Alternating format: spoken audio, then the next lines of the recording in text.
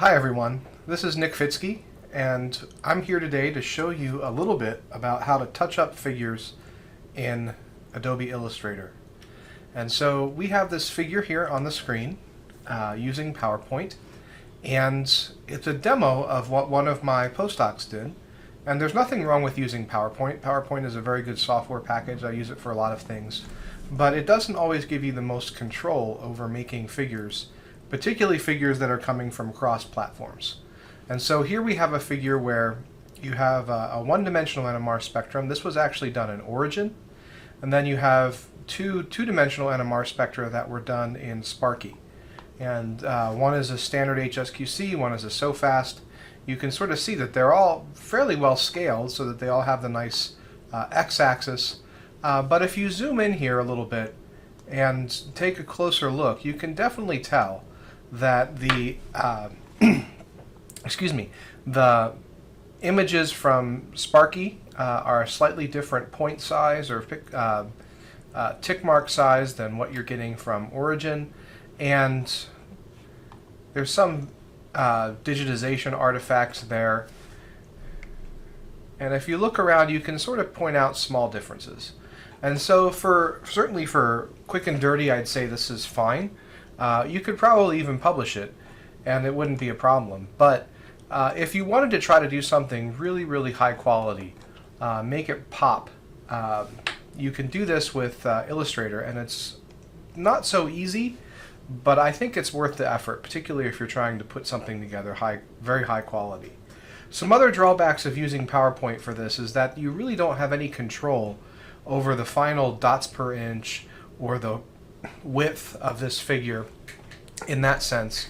And so, some journals will require you to put something in at a very specific dots per inch rating. You can always go into Photoshop and fix that later on, but you're not always guaranteed that you're going to get the highest rating that you want.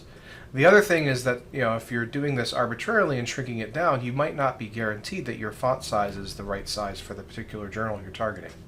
So we're going to go in here. I have no idea how long this is going to take. Doing quality figures takes a long time, and that's something that I wish was easier. And if you're using a program like Origin or GraphPad or even something like XMGrace, it can actually do these very nicely without a whole lot of extra effort. On the other hand, if you're trying to mix formats like this from two different software packages, you might be better off doing this in a program like Adobe Illustrator. And so that's what we're going to try to do. Notice that there are 4 graphs here. And so I've already done a little bit of homework in getting the graphs into a format that we can all like. So the top 2 graphs, the graph and the inset, are both in Illustrator format. I've exported them from Origin and converted them to PDF or EPS and then loaded them in. And so they're going to be sort of my starting point. But then I also have the Sparky PostScript files here. And so these Sparky PostScript files have been modified a little bit. I have a patch text file that I use to sort of tweak some of the features at the top of the Sparky PostScript files. But if you look at Sparky's PostScript format, it's actually very, very beautiful. They did a really, really nice job to make sure that the PostScript is really, really well documented. Far better than I've ever really seen anywhere else. So it's kind of incredible, actually. But anyway, those are both in standard PostScript. And again, these would normally be in EPS, but I had to do some pre-processing here just to get it into the Illustrator format. But Illustrator can read EPS formats from Origin. And if you were running the full version of Origin, you could just export that, and Illustrator would read it just fine. Okay, so let's start by just reading in the spectra that we want. And so we're going to just open up. Now again, Sparky is going to have some fonts that might not be present. And when you open something like this up in Illustrator, you're probably going to get a complaint about what color mode that you're going to use. For all intents and purposes, I'd say always stick to RGB. Some journals really still want you to do CMYK, but I think just about all of them are using RGB at this point. And so it just makes your life a little bit simpler to have everything in RGB format. And so we're going to do that for both of these NMR spectra. And we'll open up the inset as well. Okay, so you can see that these are all very, very different sizes. And we're going to have to deal with that as we put this figure together. But for now, I think this is actually a good start. So we have our first graph over here. This is our top graph. This is going to be panel A. We might touch up some of these things. This is for a paper we're working on trying to quantify protein binding to NMR. And so we'll have to, this one won't need as much touch up, but it will still probably need some font resizing and maybe some fixing of the line thickness once we get it scaled down. And then our two Sparky spectra are here and here. And so you can see Sparky saves them in portrait format, and we've got to convert them to landscape. But let's start here with this image. If I select this and look up here at the top, you can get a feeling for the dimensions of the image. Most column formats, or one column formats in journal articles, is going to be about 8 centimeters wide, or maybe 8.5 centimeters wide. And so we're going to switch that. Certainly if you put this at 8.5 centimeters wide, you don't have to worry about, or you won't have to worry about the images getting scaled and your font sizes not meeting the specs of the journal. And so normally I suggest to my students just start with an 8.5 centimeter wide figure, and you can work from there.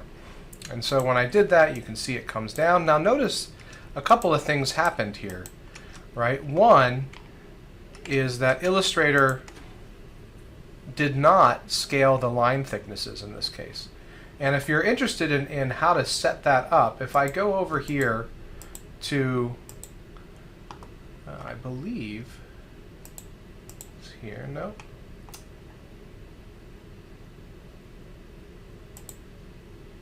Let's find the transform window. It might be on another screen.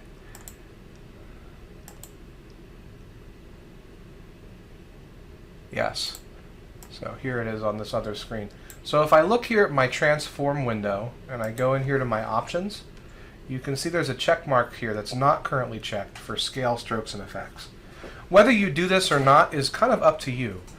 I'm not going to do it here because I'm going to fix all this later anyway. But sometimes if you're just trying to get a quick figure out, it can be very useful to scale, strokes, and effects. Just keep in mind that if you scale your image down substantially, you might scale the thickness of the lines right off the minimum that the journal article suggests. And so if you look at most journal articles, they really don't want you to use a stroke weight of less than 0.5. So this is still 1. That's why it looks a little bit fat here, but we'll fix it here in a second. This is going to be, I gotta stop doing that. This is going to be our top panel, as I said earlier. And just for sanity's sake, I think it makes sense to put each panel into its own layer. And once again, I have the layers over here. We can probably dock that to the, maybe.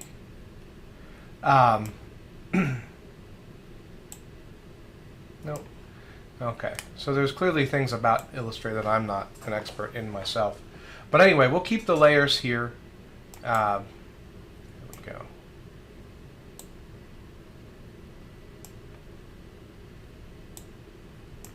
So now I have the layers and I can adjust that. So this is going to be layer 1. If you want to edit this, you can say panel A. That's actually sometimes helpful because you might get mixed up on things. But for now, we're going to tweak this a little bit. So notice that, again, the font size is a little crazy here. It's a little fat. And let's just set this down to 0.75 for all of our line thicknesses. And so the beautiful thing with Illustrator here is that you have this magic wand tool.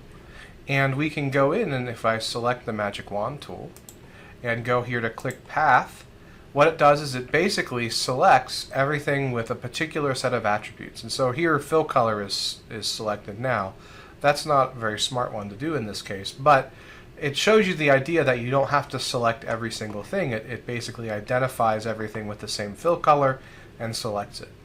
And so our important thing here is going to be stroke weight. And if I do stroke weight and select that, okay, so you can see it selected the box around the edge of the graph, but then it also selected everything inside the graph. And so that tells me that actually the font size of this and the font size of the black image, or the black spectral lines in here, are actually going to be the same, and that can be problematic, but we won't worry about it too much. Sometimes you get lucky, and we'll see here if I just select everything. Yeah, Origin has everything grouped, so that will contribute here as well. So the first thing we need to do is just try to ungroup everything and undo all of Origin's sort of smart EPS categorization. So I select everything. I'm going to go here to Object and then Ungroup, and we'll see what that did for us. Like I said, this is, yeah, so that's just the black curve. That's wonderful, because what it means is I can basically make that my own line thickness. So I'm going to use 0.5. Actually, I might use 1 point for that. But for now, I'm going to set that down at 0.5. And you can see that changed just the black curve. I can also do the red curves. In fact, I think if I select these, I can do all of them at once, with the exception of the green curve, which wasn't selected. Yeah. And so now if I click on the stroke weight and I do the tolerance of 0, and now if I select this, it selects everything that is in the outline of the graph. And this is like what I said, I wanted it to be 0.75. And so now I have 0.75 there, and I've basically just scaled down my stroke weight. I can group these three graphs together, which can be helpful.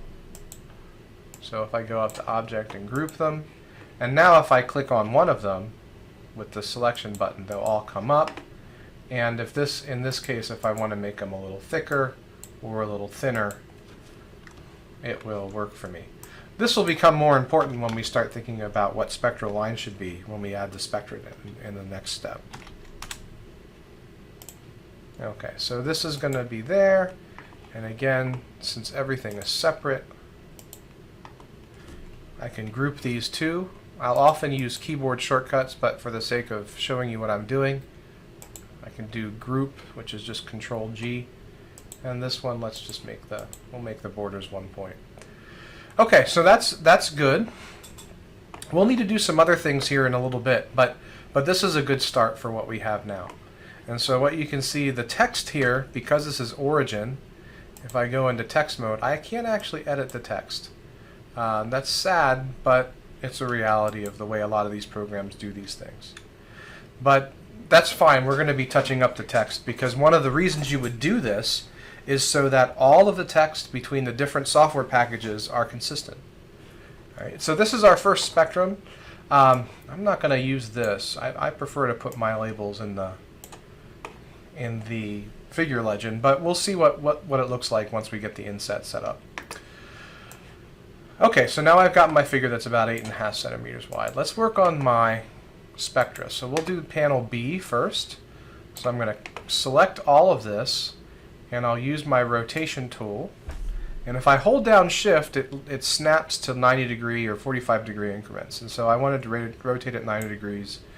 You can also go up here to the transform, and you can transform a rotation like using this as well. But this is much easier for me. Just hold down the Shift and gives me something good. Now notice some of the things we'll have to deal with here, right? So one, Sparky uses different line thicknesses for the major and the minor ticks. This is certainly a different font. And we'll have to deal with all of these little tiny labels, and those are going to be the challenge. One key thing to note when you do this is that your Sparky spectrum should be as close to what you want to publish as possible. Right? You don't want to get to this stage and then look at these labels and say, oh wait, there's overlap there, or oh, I don't want this label on, I need to sort of hide that ornament. You want this to be as close to what you're going to use as possible. Otherwise, as I always tell my students, I'm going to come back and say to fix something, and then you're going to have to go through this whole process with Illustrator again. And so always make sure that your Sparky image is close to what you want. And again, we're going to scale this down to 8.5 centimeters wide. Our stroke effects are still going to be off. I'm going to go over here, and if I hold down Control, Alt, and Space, it brings up the zoom. And so again, I don't use the window for that because that's just too cumbersome. But I'm going to paste this here. And you'll notice that this is 8.5 centimeters wide, but just because it's 8.5 centimeters wide doesn't mean that the things are actually the same width, right? So if I look here, and one of the nice things that Joanna did was she made sure that these were all exactly identical. But if I look here, they're both 8.5 centimeters wide total, but that doesn't include the label here. And so we're going to have to do some touching up, and that's what this whole process is for. So, but the first thing is, let's put this in our second layer, right? So this is our layer 1. If I hide that, yeah, that's our new layer. So we're going to rename this to panel B. And let's get started, right? So the first thing we're going to use is we're going to use our rulers, and we're going to use our rulers to make some guides. And so one of the things that really is nice with Adobe Illustrator is these smart guides. And I've talked about these before in my strip plot video. If you look here, it's actually snapping to the left-hand axis of the graph and showing me that it's snapping to that path. It's exactly what I want it to do, because I want these two graphs to basically align perfectly on that guide. And so now they're perfectly aligned. Now what we need to do next is make sure that the two graphs have the exact same width. And that one takes a little bit more effort, but Illustrator has a tool to do this. So I'm using Illustrator 5.5. I'm sure there's newer things out there, but one of the tools that I think was relatively recent to this old version of Illustrator was the scale tool. And so I'm going to click the scale tool. The first thing it's going to do is ask me to find an anchor point. So I'm going to click that intersection right there. And now if I drag, and you see that it's basically scaling but keeping that anchor point the same. And it's also letting me adjust the aspect ratio. That's a big no-no, so don't do that. But if you hold down Shift, it'll keep the aspect ratio fixed. And now if I drag here, you can see it's finding the intersect of the graph that I'm making and the guide that I just created. And so now it looks like it scaled it incorrectly. So let's do that again. Again, anchor point. And I see what's going on. Yeah, so we need it to, there we go.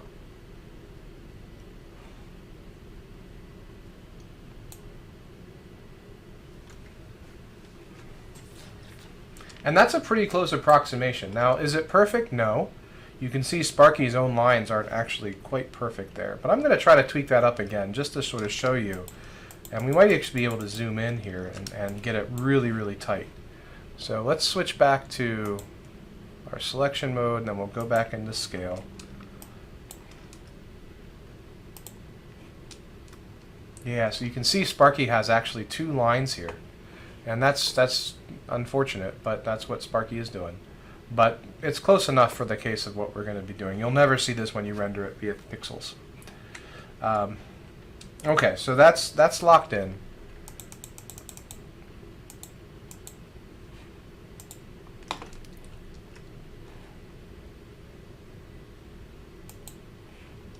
And now, there we go. There's our other anchor. And now you can see that anchor is locked into the guides.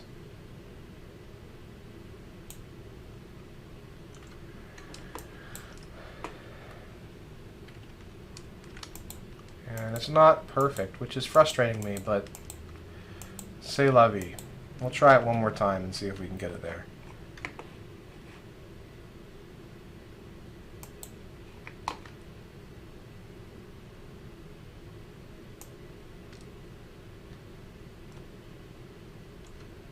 I think it's getting confused.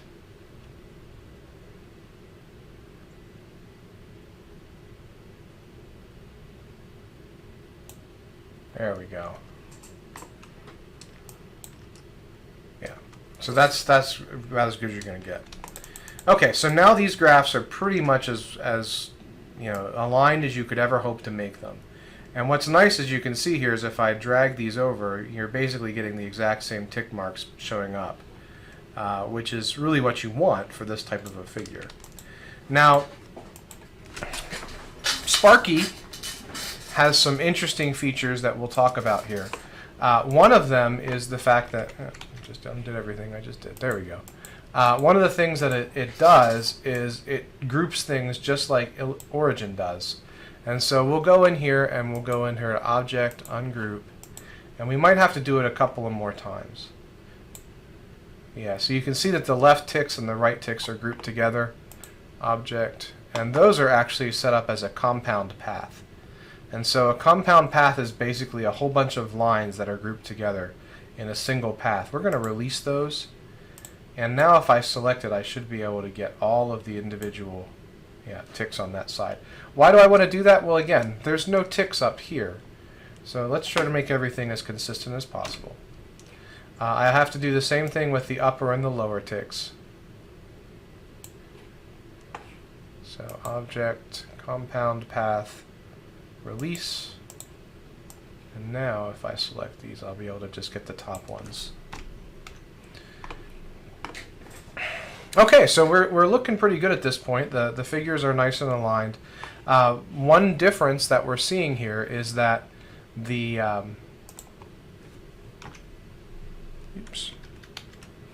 one difference that we're seeing here is the font size, right? And so again, why would you do this? Well, one of the reasons you're doing this is to make sure that your font size looks consistent between all of your figures.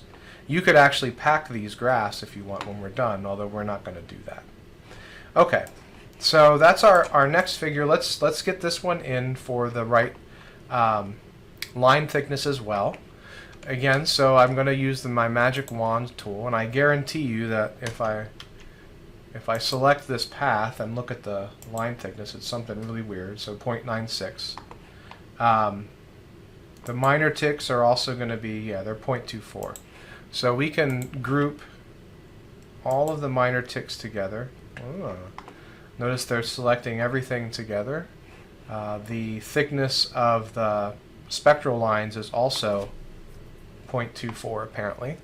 But notice we can also select stroke color, and if I dial that down and I reselect those minor ticks, now it only selects the black ones. And so again, I don't have problems with minor ticks being a little bit smaller than the major ticks, but to be consistent with this graph up here, we're going to make them 0.75. Before I do that, I'm going to group everything. That way if I need to select ticks later on, I can. And so there's that. Let's select our major ticks. And that also selects the outline of the box. And so again, I'm going to group that, and that's going to go up to 0.75 as well. Or I guess down to 0.75. What am I using up here? Oh, I'm using 1. Okay, so now that I've grouped everything, actually I can just click on it, and I don't have to use the magic wand tool. Okay, so 1. Okay, so now these have basically the same exact ticks. Delete that because that'll make it easier to put the two graphs close together. Everything else I think is pretty much, as far as the outline of the box is pretty much okay. There's nothing you can really do here about the tick labels unless you want to go in and edit them manually, which we're not going to do, although you'll see some features here. Now again, these guys in here, if I actually look at those, they're 0.24. Most journals will not complain because they're tiny and they're not going to see them anyway. But you can go in here with the magic wand tool, and again we're selecting everything with the stroke color and the stroke weight. And at this point I can group those again, so Control G, and I'll up those to 0.5.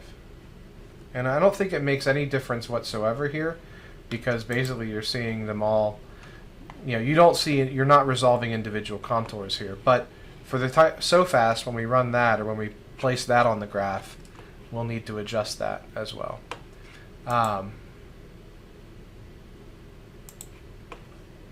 Okay, the other thing that we might want to change, and Sparky does do this well, is font sizes of our labels. And in fact, if I look here at the font size, bring my character window back on, right? This is 3.85 font.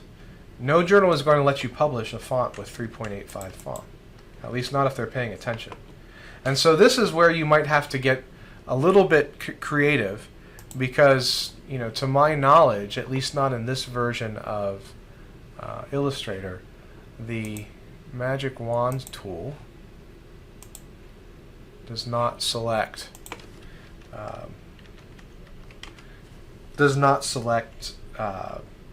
similarly sized fonts. But we can actually take advantage of the fact that we're not actually, you know, remember there's no text up here yet, right? These are just lines and shapes. But I can go here to select object, and I can select the text objects, and that can actually give me all of these guys together. And so now what I'm going to do is, I don't want to select this stuff. I'll have to edit that later on. But I can go in and if I hold down Shift and drag my mouse over this text, see, it deselects it. If I hold down Shift and drag my mouse over this text, it deselects that. And now I'm left with all of the text that's from the Sparky labels. And that's, again, something I'm going to group together. So Control G. You can see it's free sans. Again, I don't like free sans. I like Arial, because that's what works. And it should be fairly similar. But now I can go up and, you know, I'll have to make this bigger. About 6 point is about the smallest that most places will let you get away with. Although I think if we try for 5, they'll let it slide. Hopefully no ACS editors are watching at this point. But, and actually now we need to ungroup. So object, ungroup. Now we need to sort of touch up the positions of our labels, right? And so this is going to take a little while. But if you work through the spectra systematically, you'll be able to do it. I'm just using the arrow keys here to move things away.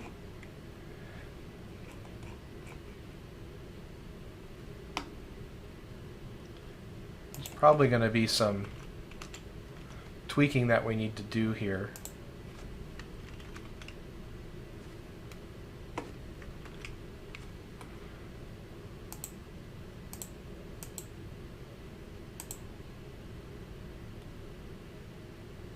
I think we're going to be able to work with that, but that'll be good enough. Fortunately, this is a simple protein, GB3, and we don't have to worry about a whole lot of overlap, although clearly there's overlap. So that looks okay, that looks okay. Just delete that one altogether.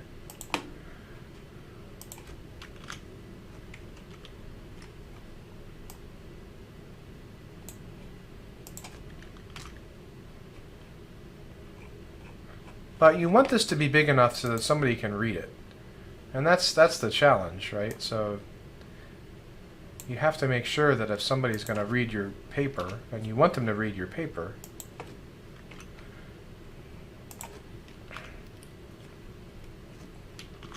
that they can actually read it without, you know, resorting to X-ray specs or whatever their favorite zoom options are. The other thing is, if you make this small enough,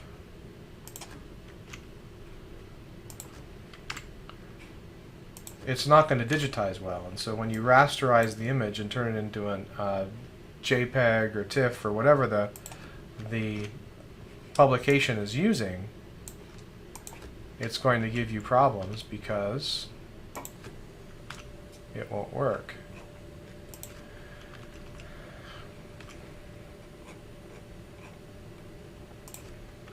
And you'll be left with a font that takes up 2 pixels that nobody can read.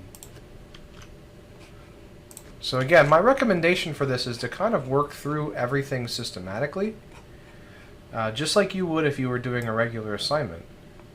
Now Illustrator jumps around a lot faster than Sparky does when you scroll. But this way you can sort of work things out and figure things out what needs to be adjusted. And so we're going to change this because this is, I don't like the underscores anyway, so we're just going to call this standard. And we'll delete the E. And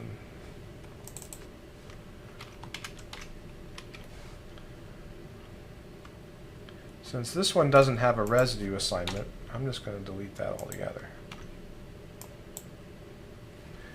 Okay.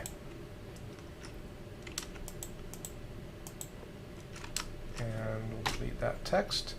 There is a little bit of, yeah, there are little satellites here. So for the interest of being scientific and making sure that you're always being consistent, it's really important that when you select things like this, you're going in and changing both the positive and the negative contours. You never want to be accused of doing something that is manipulating your data.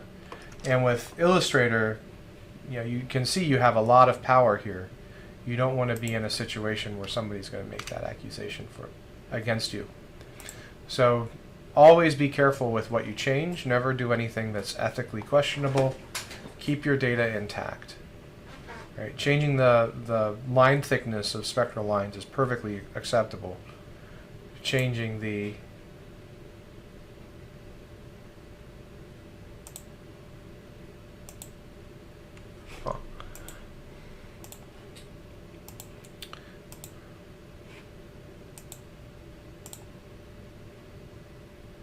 changing the actual data, like going in and deleting these peaks, would be unethical. And so, caveat emptor. Again. Okay. And for the case of here, I'll actually label that tryptophan standard, because that's what it is. And within the paragraph setting, I'll center it. And you can see when you center something in Illustrator, it gives you an anchor point in the middle. And that actually is really useful because you can use that too. Okay, so there we go. That looks pretty good. We'll do that up here eventually, but for now we'll just leave this alone. So that's how we would do a Sparky spectrum. We'll have to do some other stuff here as far as getting these labels a little bit more consistent, but we'll do that here towards the end once we've got all of the figures sort of kind of how we want them. Okay, so that's that. Our next spectra, I guess if we just go by the list of the tabs at the top of Illustrator, is once again this guy. So it's our so fast spectrum. We'll copy and paste it. Again, I'll make sure that it goes into a new layer.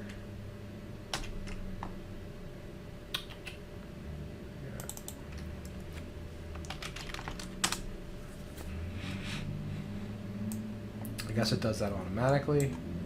Since everything is selected, I will be able to select a width of 8.5 centimeters again. And I can just drag that down here.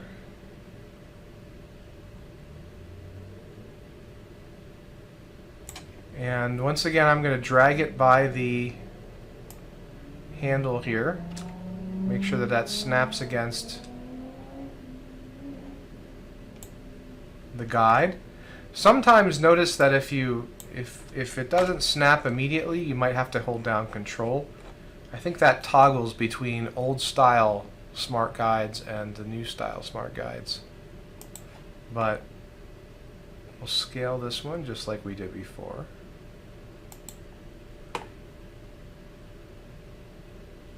Grab that smart guide right there. Oops.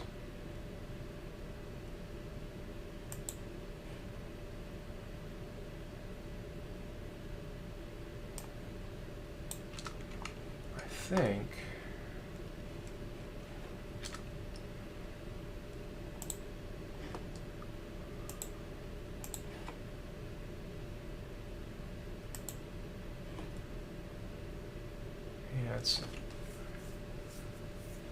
Oh.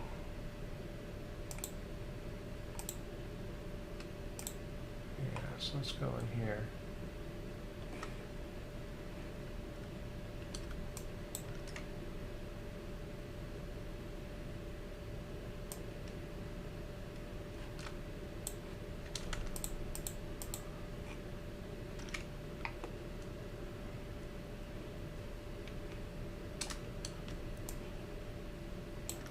Okay. And try this one more time. And if you want, you can actually hide your other layers, and that'll make your Smart Guide selection easier. Although I just hid my... Apparently all my guides are on layer 2. But we can fix that pretty easily as well. So I'm going to go here to View, Guides. We're going to unlock our guides. I'm going to press V to switch into the selection tool. I'll select my guides, and then I'm going to drag them into layer 4. And now if I hide layer panel A and B, and call this panel C, now I don't have any additional stuff to confuse the Smart Guide system. And I can also go back in, and if I want to, I can lock the guides. So again, that's going to go back here. And Control-Alt semicolon is what you do to toggle that. But since we're making an educational video, I don't want to just do keyboard shortcuts without saying something. So, now let's try the scaling.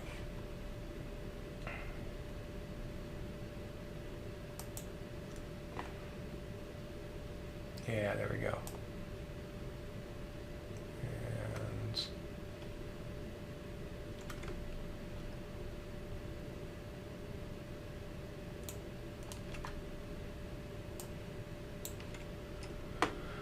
Okay, that looks good. I can show my other panels at this point. You can see it looks like it's perfectly well aligned. Again, I don't need these because I'm just going to use the tick labels for the bottom. But now we have to go in and do everything again for this lower graph. So we'll quickly select it, we'll ungroup it, so that's Control-Shift-G. We will go in and select the upper and the lower grids, or the tick marks, and oh, looks like they're not. Oh yeah, there they are. So ungroup, delete the, oops, and then compound path release, delete those. Compound path. What?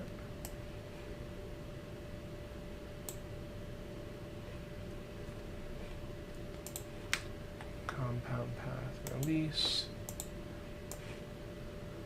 Delete those. And once again, we're going to have to do our text. So here, what I'm going to do is I'm actually going to hide these guys. Those. And so if I go into Object,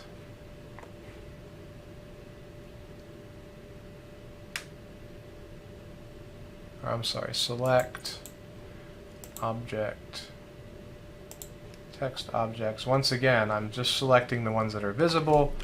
So now I can go in and unselect those, unselect those. You know, if we wanted to, we could actually create a little new layer here. And now we have a layer with our, we call this panel C labels. So now they're not really grouped, but they affect R, right? So I can just hide those every time I want to show labels. Now you can see we'll need to readjust T49 here because our label was actually cut off the top of the screen.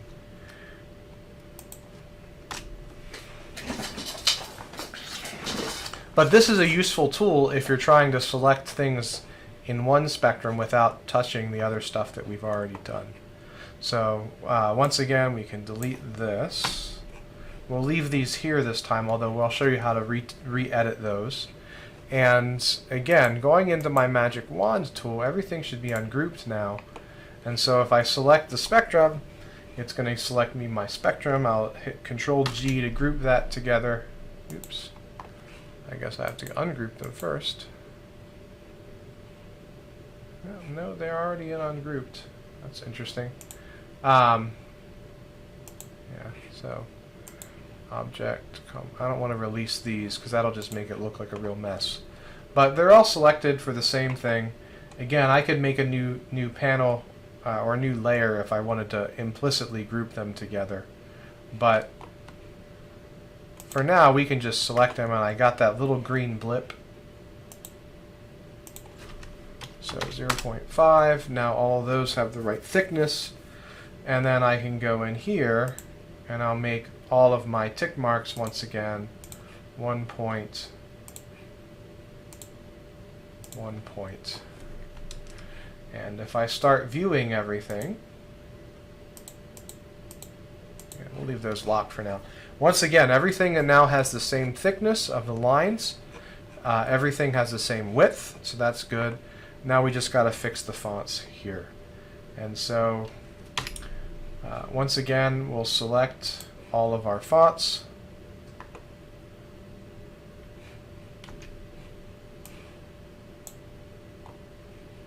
And I think we brought that up to 5 point, so we'll set that again. We made it Arial.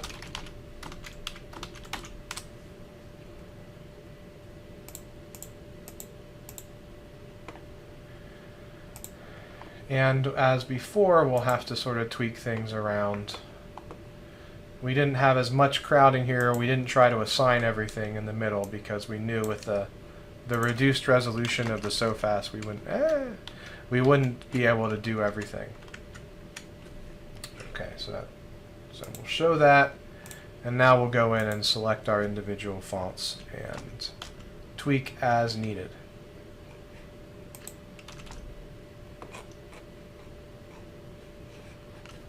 And again, I recommend the systematic approach. So to do that, we would snake through the spectrum. Again, we're going to delete that guy and that guy because that's locked. And so we'll call this, once again, trip standard. We'll center it.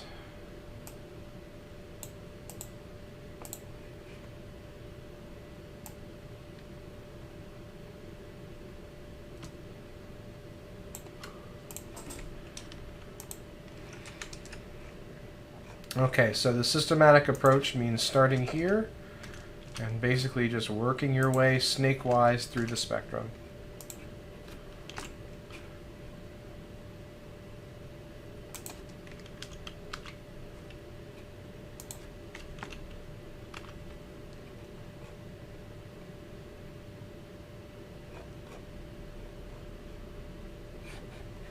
And then we'll jump to the next. So we'll leave our T11 in the window. And so we're basically just looking for overlaps in how this is done.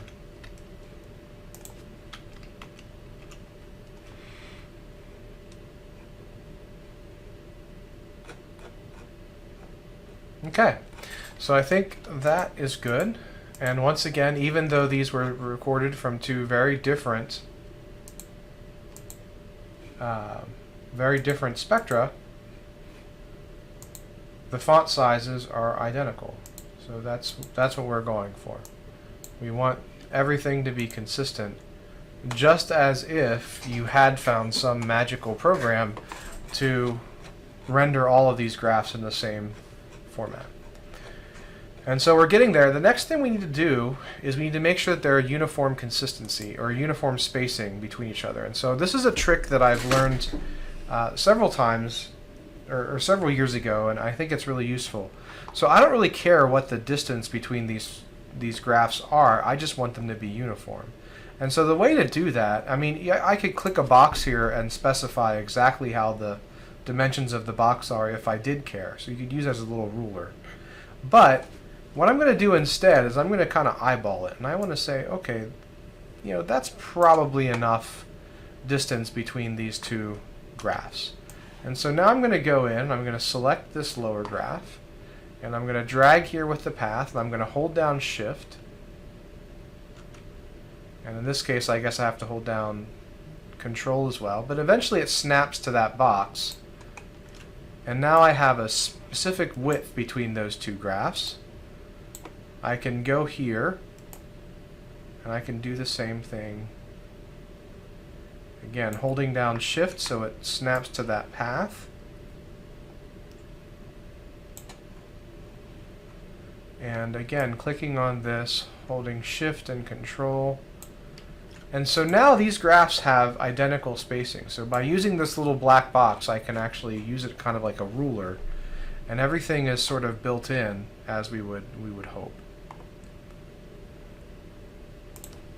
Okay. So now we have actually a pretty well aligned set of three graphs. We do have an inset to put in here, and we do have some fonts to jiggle with. And so how are we going to do the fonts? Well, let's start with our x-axis, since there's just one of those. And here's where Illustrator's guides can really help you. Right? So if you're not crazy about these fonts or you want to redo them, they don't have to be redone every time. You know, in fact, I don't know that it's super important that you redo them here. But for consistency and for uniformity, we can do it. And that's the main reason at this point.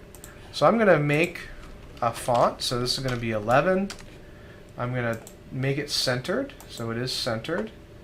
And this is going to be my font label. Usually 10 or 11 points is pretty good for a font label.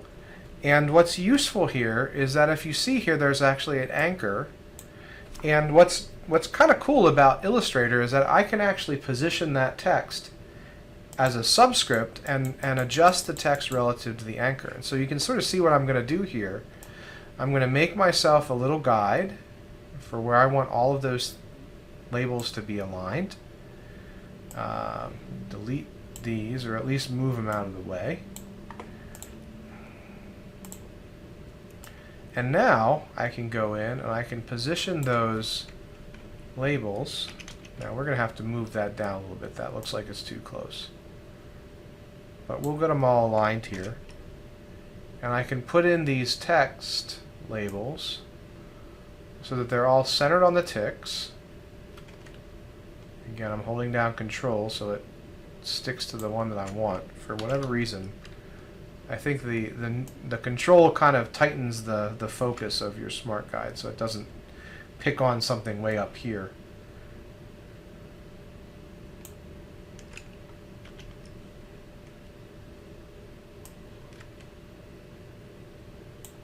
Okay, and now I'll go in here, edit these. And because they're centered, they'll still be centered on the ticks. And because they're aligned, they'll all be aligned vertically.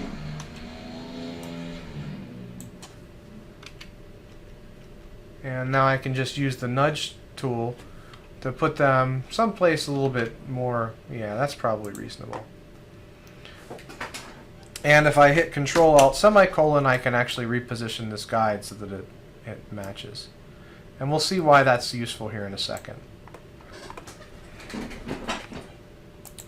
Actually, we'll see that right now, because it's time to worry about our other labels. So I'm going to draw a square.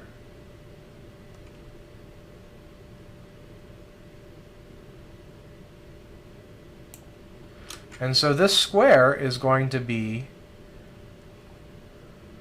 sort of my ruler for where the tick label should be. And so now I can draw that ruler, which will give me a guide for putting my tick labels so that they'll be about the same distance as they are from the bottom as they are up on the side. And so once again, this is A little bit of a tedium, but again, keep your eyes on the prize. Why are we doing this? We're doing this because we want this to look super. And so if you want something to look super, sometimes it takes some effort.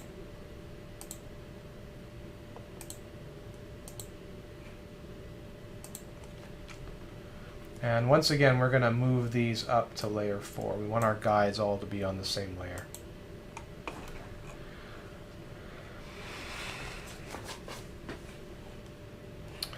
Okay, so now we'll create some more guides. So we'll do one here, do one here.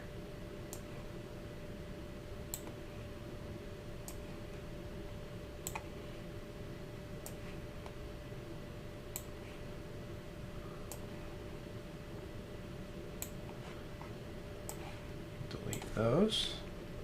Oops, Control Alt semicolon, so we lock our guides again. I can delete those. And now we're just going to do the same idea for the right hand or the left hand guides. So now the difference here is that this is no longer going to be centered. It's going to be right justified. And I'm going to adjust the subscript so that it's just about centered. It doesn't have to be perfect, but it needs to be pretty close. And so, well, I'll leave those up so I know what numbers I need to type, because I've done that before where I've forgotten. And that's no fun. And sometimes, depending on where you put that anchor, it can actually be very close. And with the size of these, actually, I'm going to skip every other one. Again, you could go in and do that in... Well, actually, you can't do that in Sparky. But you could certainly do it in Origin.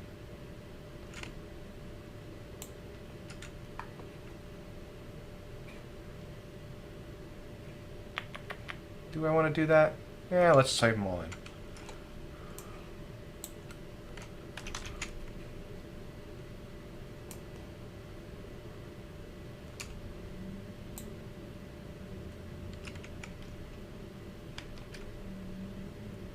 Huh, that guide got messed up.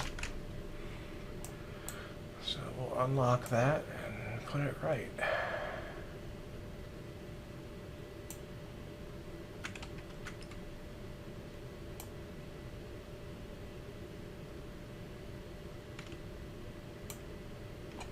we go. Locking the guides. And again, if these are all centered, then I should just be able to do all three of them once.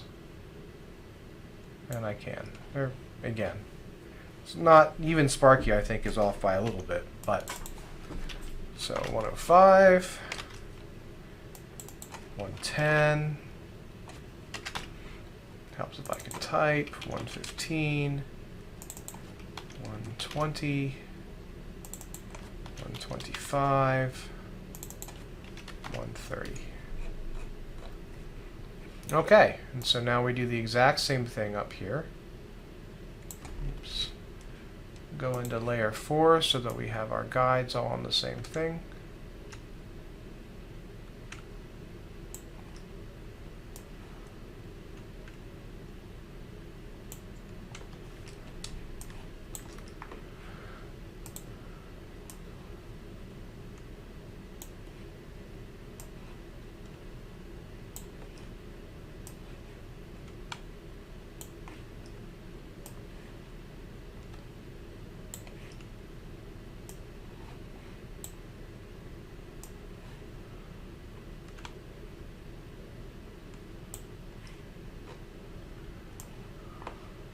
Once again, we'll move these out. If I hold down Shift and press the nudge key, it nudges it more. Now the sweep width on both of these spectra is not identical, so I don't expect these to be exactly the same, but they'll be close, and I'll be able to get them fairly close using this tool.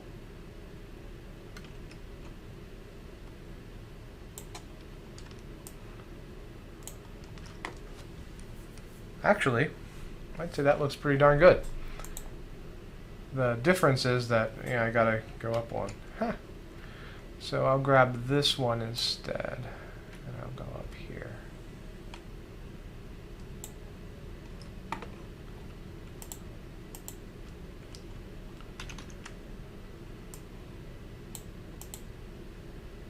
Grab by the anchor.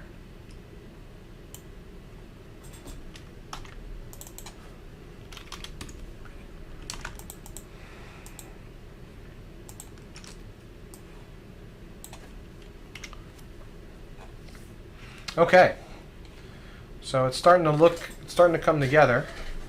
The only other thing that we need to do now is touch up the y-axis here, and then add our inset.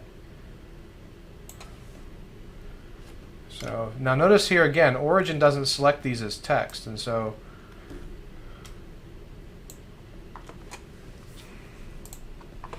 I can't actually edit those, but I still can do the same things like we were doing before. Create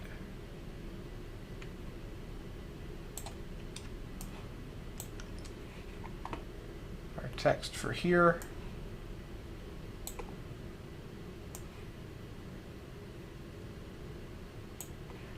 Again, I'm not sure that these numbers are terribly meaningful, but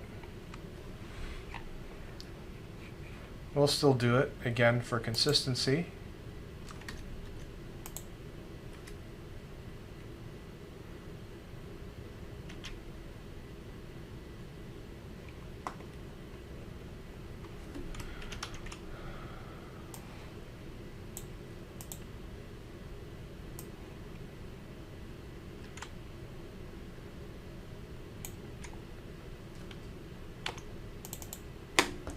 Certainly the baseline is meaningful.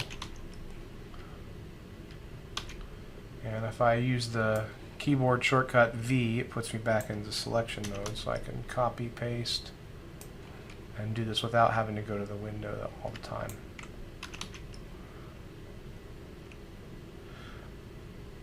I'm probably going to leave in the blue asterisks because I think they're helpful in identifying which peaks come from the tryptophan. But you could, in principle, retype those as well. I'm not interested in making any more work for myself. This is already quite enough. And so, again, these are not going to be text, so I'm just going to go in and type. And for the purposes of this, we'll use 5 point. Centered, no superscript, and so this will be labeled just like everything else was.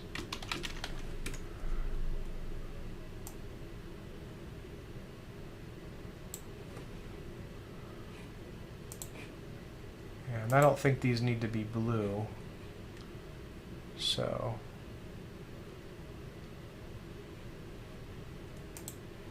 probably just select by stroke color. And it doesn't seem to be getting it, but they're easy enough to fix. So I'll just select these all.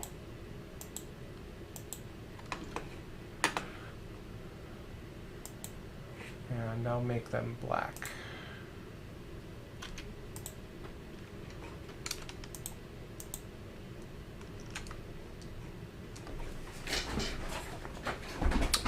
Okay.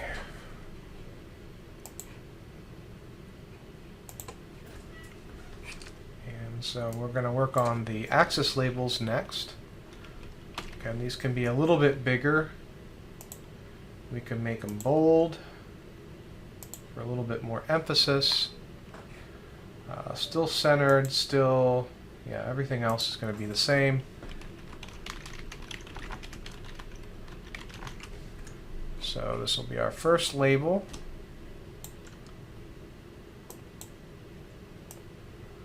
And now we have a couple of different options here, right? So we obviously want this axis title to be centered here on the graph. And sometimes you get lucky. Sometimes, like in this case, there's actually a tick mark right there. Well, maybe not quite, actually. That's going to be pretty close. But if you're stuck, you can always just draw yourself a text box.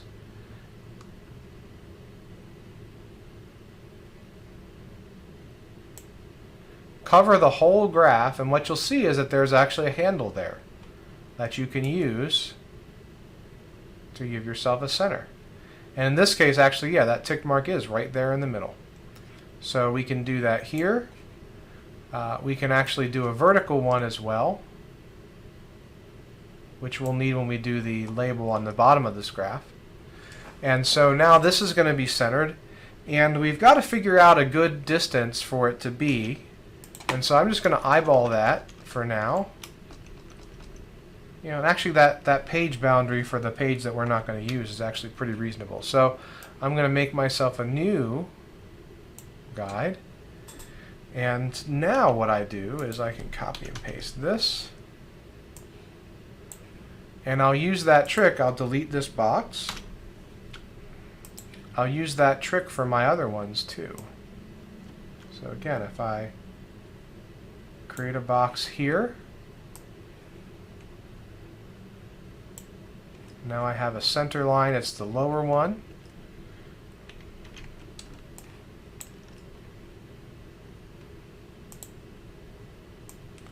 So I just drag that anchor right there to the intersection.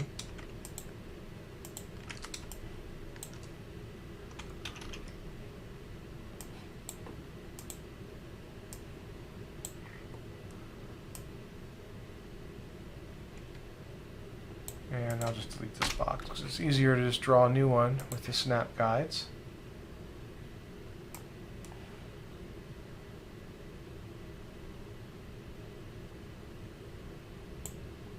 We've hit an hour, so thank you for watching this long.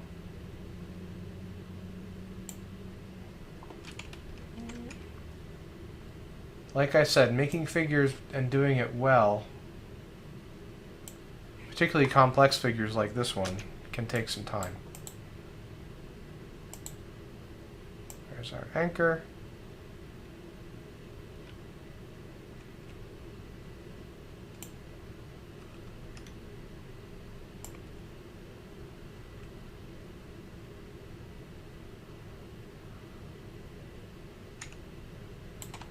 I gotta zoom in a little bit.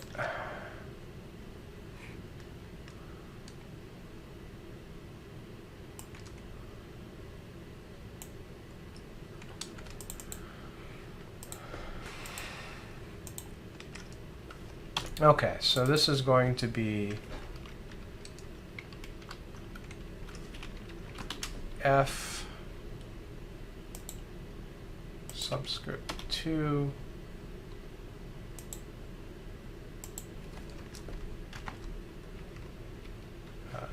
superscript 15 and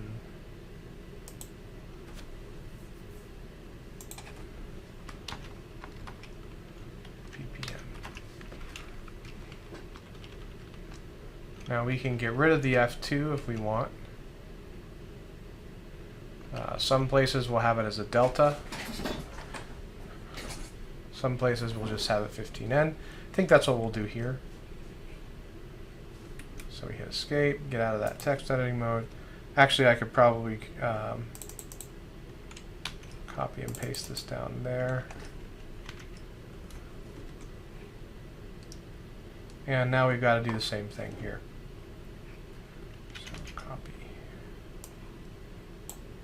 And we'll just hold down Shift, get our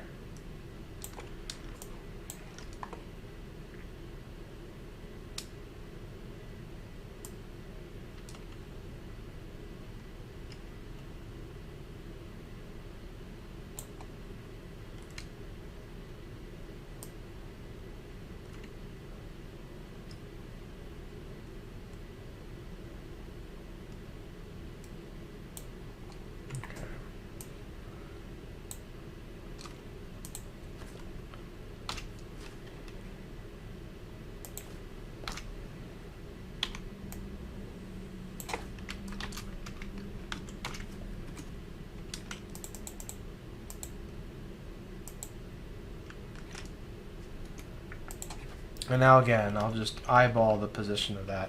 It's not so important because it's not going to make that much difference. There's nothing to compare it to. Whereas these, now they're all pretty well aligned. They're all the exact same font, all the exact same style. And so, and again, if I hit Control semicolon, and I take all the grids away, it's actually looking pretty reasonable. We still have to do our inset. And so again, this is, this might be a good time if you're getting tired of listening to me talk. You might consider dialing out, but the inset is going to be more of the same, right? And so we'll do ungroup this,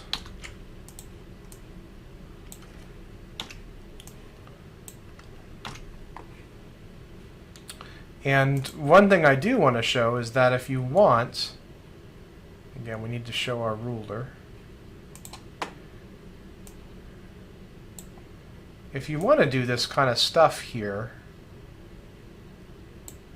you can actually do it in the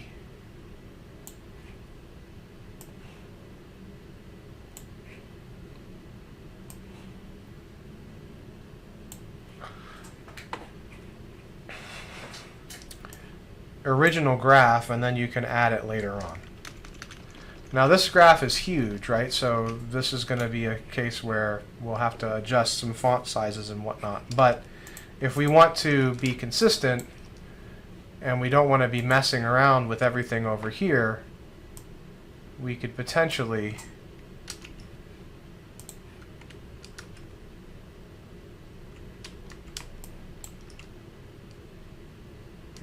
I think it's probably going to be easier just to copy and paste the graph.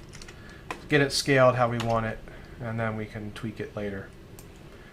I'm just going to copy and paste the graph. I'm also going to copy and paste the guides. So if I do Control Alt semicolon, it'll actually let me copy and paste the guides there.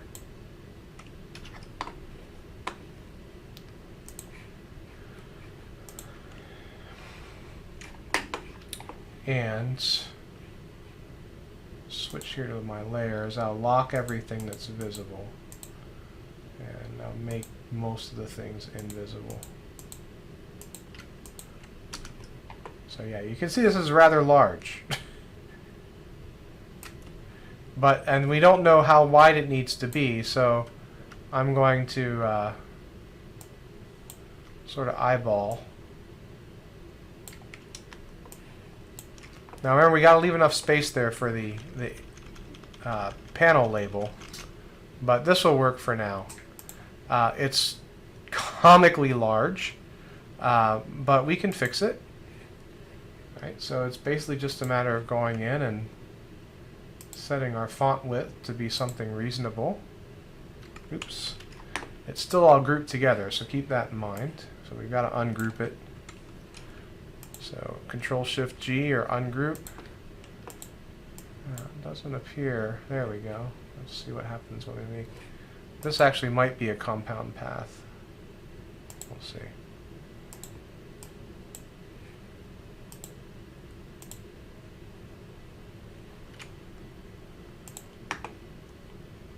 Yeah, it's interesting. Sometimes you can sort of see how the graphing programs make their stuff.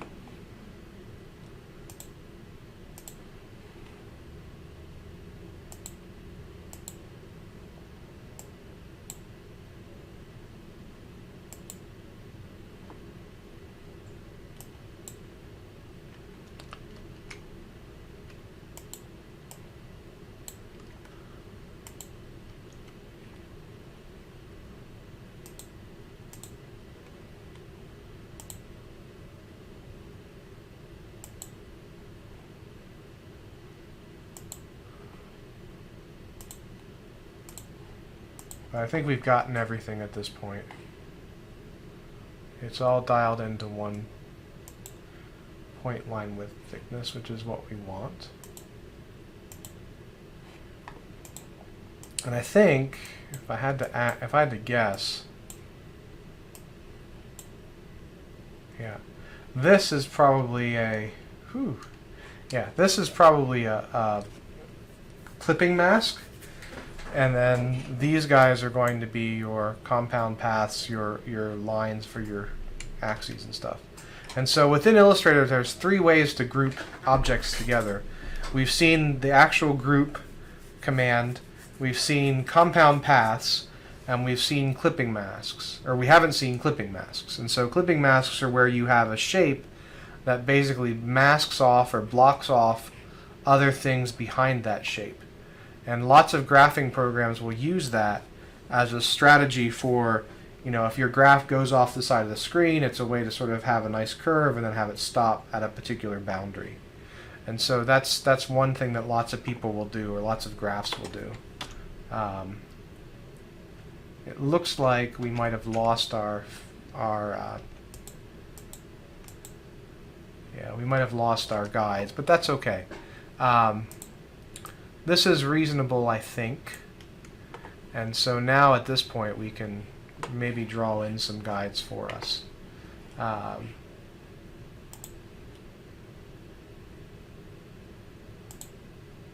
Oh yeah, no, those are our guides. They're just the wrong size, I think.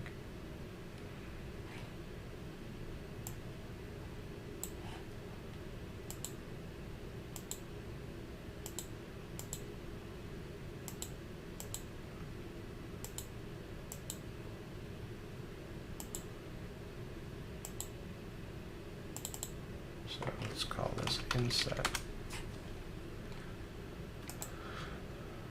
Bonus guides. So let's just delete these.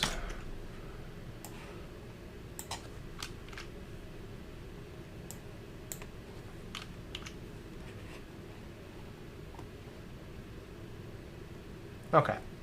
So again, we've got to unlock some of this stuff so we can copy it.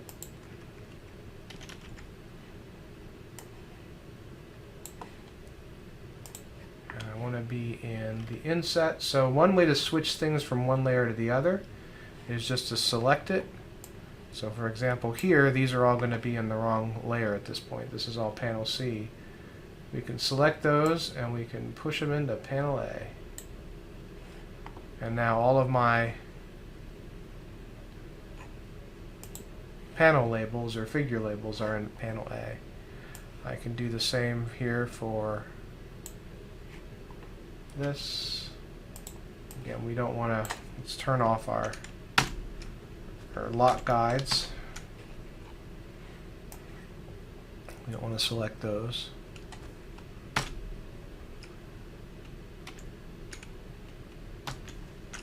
Should be Control Alt semicolon again. It doesn't seem to be doing it. I think I'm missing something. Yeah, Control Alt semicolon. There we go. Okay, so yeah, there's that. So we'll move this into panel B.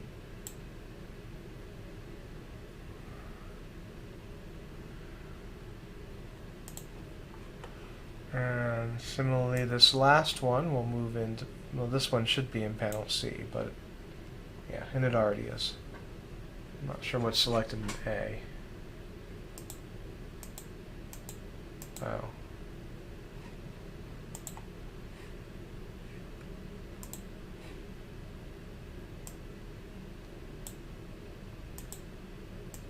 There we go.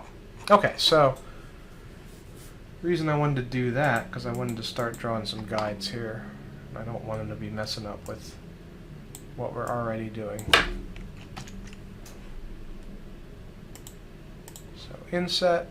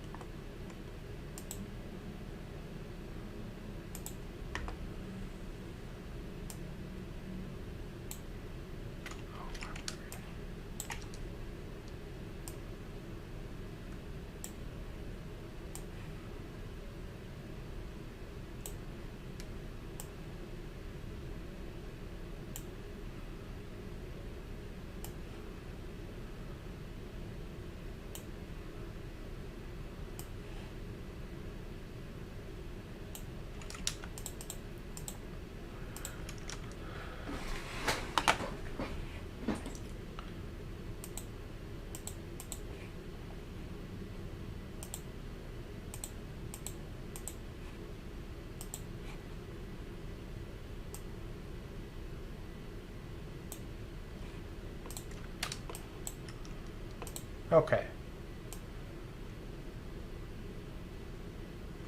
So that's that.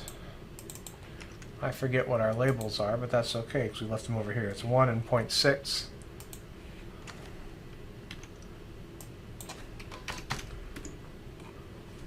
I don't like how the new Origin has decided to leave off trailing zeros. I feel like that was a mistake.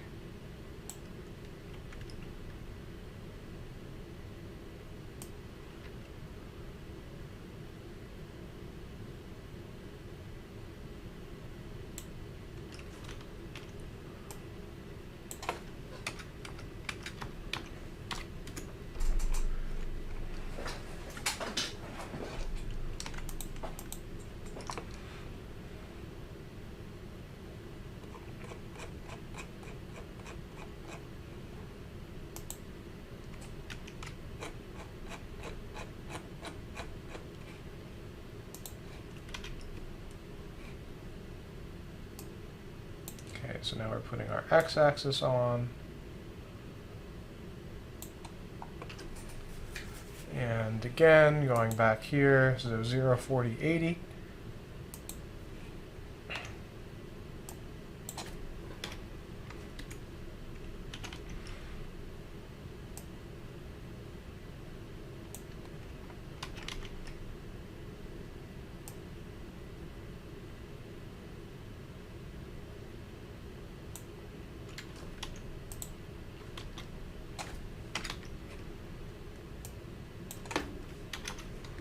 Now looking here, I think this is probably too big, right? So I think these should not necessarily be the same size as everything else.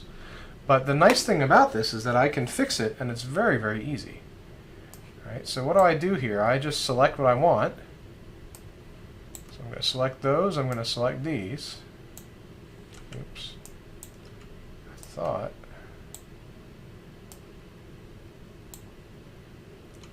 Yeah. Let's select everything at once.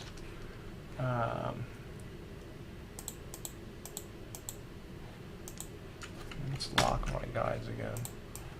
Select guides, select.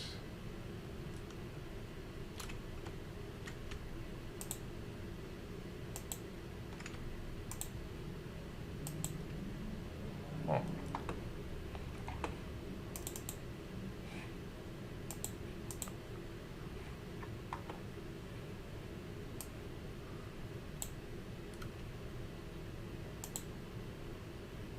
There we go. Now it's selecting right. Okay, so I select everything, and let's dial this back down to maybe 8 points. And so you can see that since I've shifted everything here, and everything is aligned based on the ticks, I might have to tweak everything, but things like the centering doesn't really change. And if I want to move these all up a little bit, I can just adjust the subscript or the superscript level, and everything moves in concert so that it becomes much, much less burdensome to change. And so now I have this set up, and I can view everything again.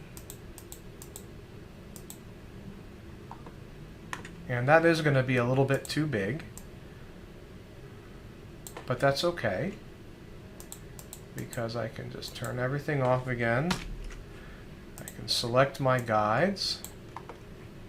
And here I might use a different type of a scaling. So let's say instead of doing, now this is giving you the width of the guide, which is the length of the entire artboard.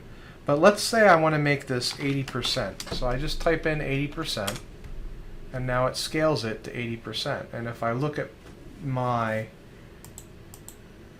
rest of my context again, yeah, I think that's much more reasonable. Now in this case, it did scale these, but that's okay. It's still above 6 points, so it's not going to kill me when it comes to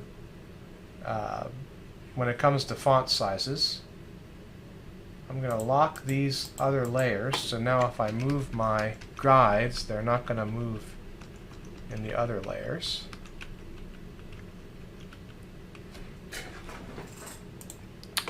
And so now we can do the same general idea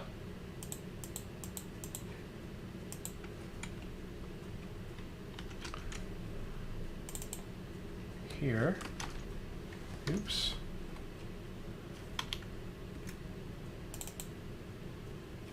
Let's lock those guys again. Delete that.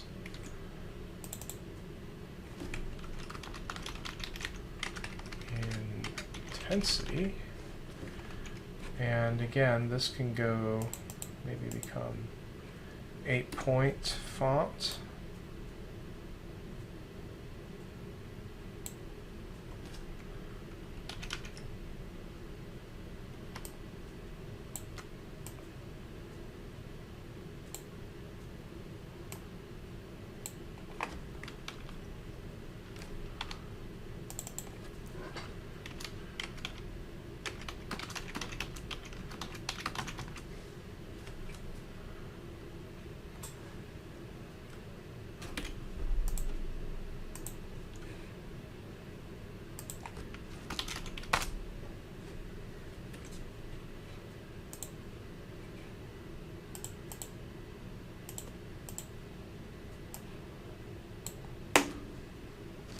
And once again, if I lock all my other layers and turn off the, or turn on lock guides, I can now relocate this, and I can even maybe make it a little bit shorter. So let's make it 95%. Oops. Let's grab everything.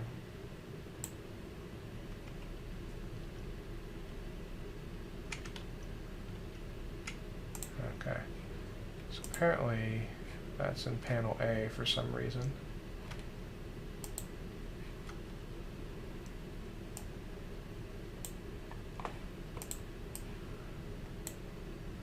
Okay, so now those are all good.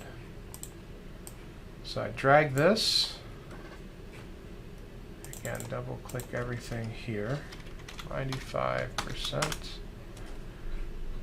And that looks pretty reasonable. I think I picked up an extra period or something up there, yeah.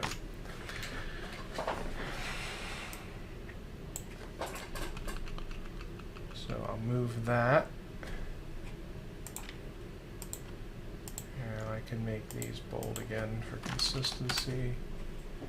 I don't think it's going to be, it's a little cluttered, but you know, we're not trying to put this into nature, so I think it'll work.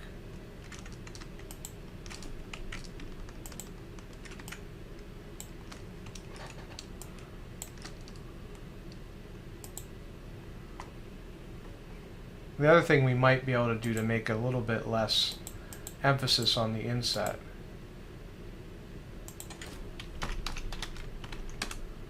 is to lighten up the line thickness of the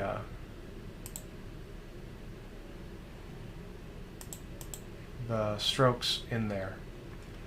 And so yeah, if I select that again, yeah, it's a little bit less intense now.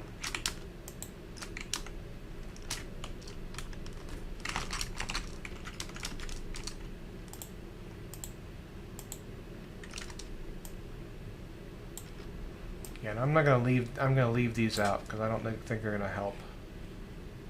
And we'll just describe it in the graphs.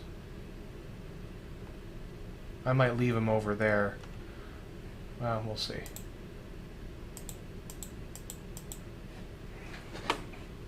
Okay, so now the final thing we need to do is give panel labels to these. And as you might expect, that's another thing where you do some guides. And so we will drag this in. And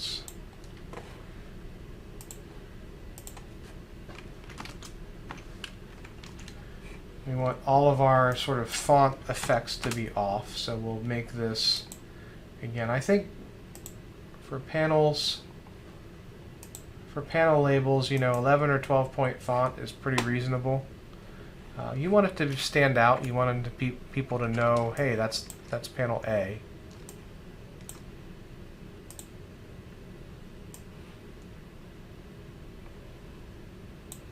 looks like we have two guides very, very close together, one there. So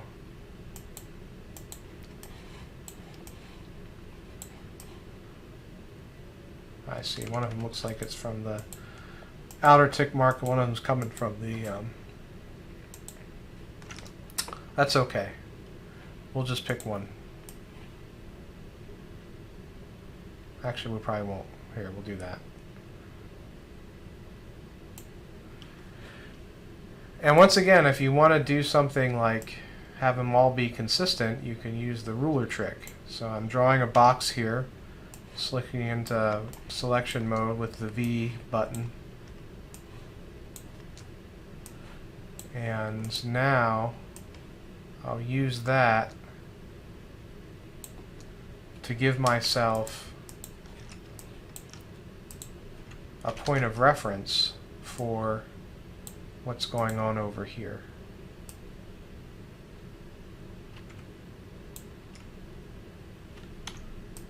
So this is going to be B. Just copy both of those.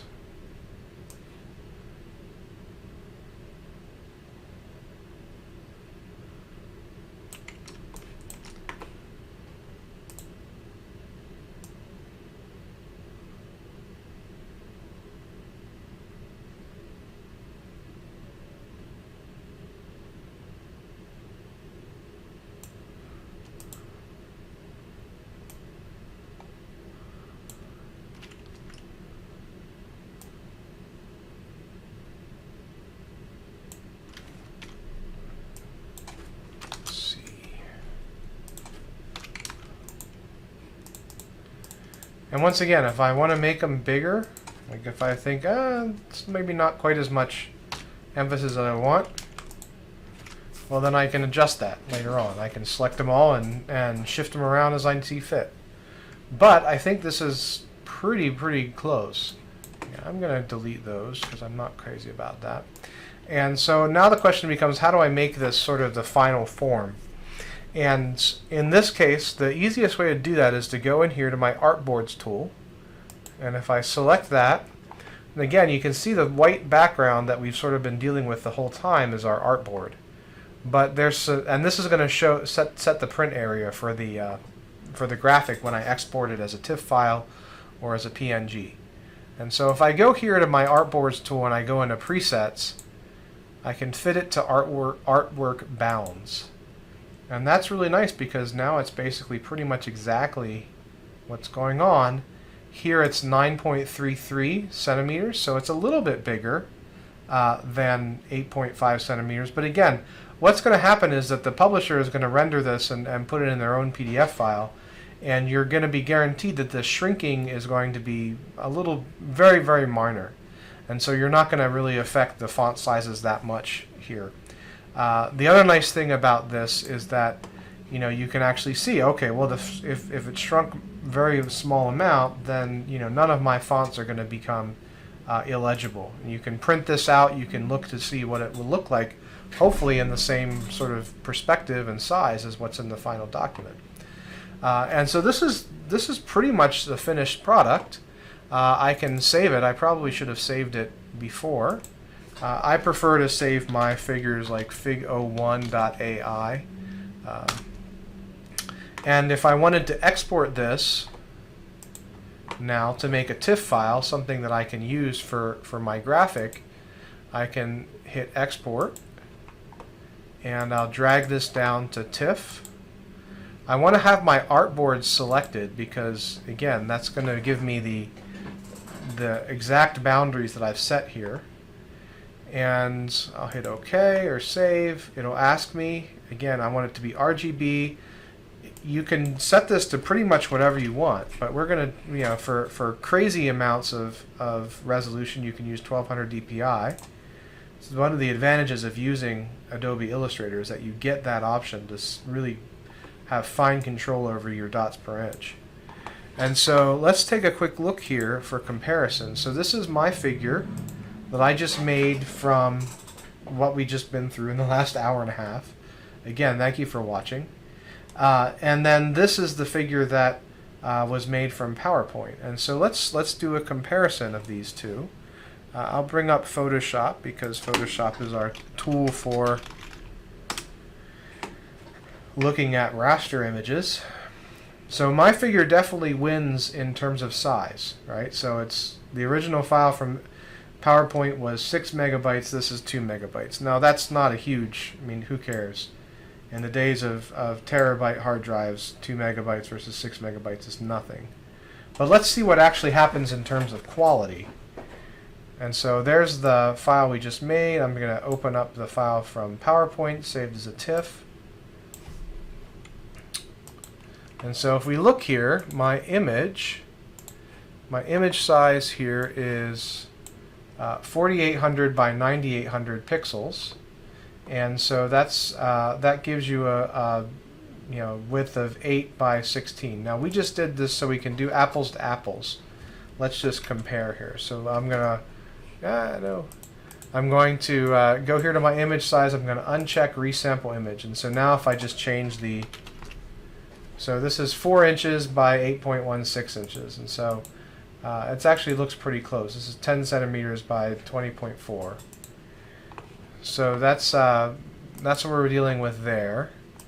If I look here, again, this is now 9 centimeters by 17.9. So about the same number of pixels. But if we dig in and really dig deep, again, you can tell all of the line widths are exactly the same here. Whereas if I dig deep in here, oops, nope, zoom in. Again, you can see that there's inconsistencies in the lines, there's differences in the font sizes here and here. There's, line thicknesses are not the same. The font, since this is a raster image, who knows how big this is. Whereas over here, I know that everything is exactly what I need it to be to have it be published in a quality journal.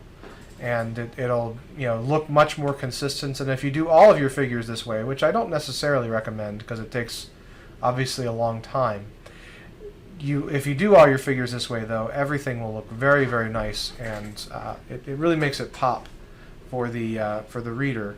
And that hopefully conveys the information in a much more clear method. At the very least, you can be guaranteed that the reader is not going to be distracted by the fact that the text is one font up here and it's a different font down there. And those types of things you never want your reviewers to complain about. You want them to be focusing on your science. And so I think this is pretty much wrapping it up here, right about an hour and a half. So like I said, it took a while, but it's a doable task. You can probably get through 3 or 4 figures in a single day if you have to do this. Again, most of the time you won't have to do this. This is really only the case where you have a mixed format, where you have an origin graph and you're trying to put it up against Sparky and other types of graphs. And so this is how you get it to look really nice, though. And like I said, everything is aligned, so you can, I can go in here to my spectrum and everything should be the same. So you can see that the tryptophan standards line up, T49 lines up, and so I can actually even go into my 1D spectrum and start looking at individual peaks and what corresponds to what. And so when you align your graphs and set things up this way, it makes it easier for your reader to sort of trace down, oh yeah, that's the trip standard, that's the trip standard. It has the same chemical shift in every single one of your spectra. And so I think that's enough for today. Once again, thank you for watching. Certainly shoot me a question if you have any of them, and we'll try to get them answered. But I think that wraps it up for now. Have a good one.